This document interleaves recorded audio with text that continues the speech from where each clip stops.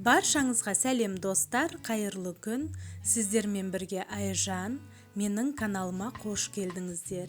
Бүгін сіздерге өте дәмді эклердің рецептімен бөлісетін боламын. Видеоны соңына дейін көріңіздер. Сіздерге ұнайтынына сенімдімін. Каналыма тіркелуді ұмытпаңыздар. Алдымен өзімізге ыңғайлы ыдысқа сүт және су, 1 шай қасық тұз, 1 шай қасық қант және де сары майды салып, газге қойып, сары май ерігенше араластырып тұрамыз. Сүтіміз қайнап, сары майымыз еріген соң үстінен ұнымызды салып, жақсылап біркелкі араластырамыз.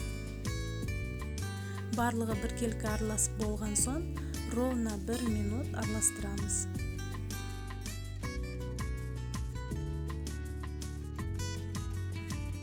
Жұмыртқаны таразымен 200 грамм өлшеп алып, жақсылап араластырамыз. Өзімізге ыңғайлы ыдысқа қамырымызды салып, миксермен жақсылап араластырып суытамыз. Үстінен жұмыртқаны аз-аздан құйып, миксермен жақсылап біркелкі араластырамыз. Және де массамыз қоюлау болғаны дұрыс, печеньямыз формасын жақсы сақтайтын болады. Өзінің арнайы осындай насаткасымен печеньямызды біркелкі құйып шығамыз. Келесі жолы эклердің басқа да түрлерімен әсемделген түрлерін көрсететін боламын.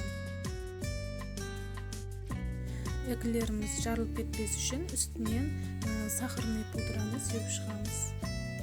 Қызып тұрған пеште 150 градуста 30 минутта пісіп дайын болады. Дәмі өте керемет, ас болсын.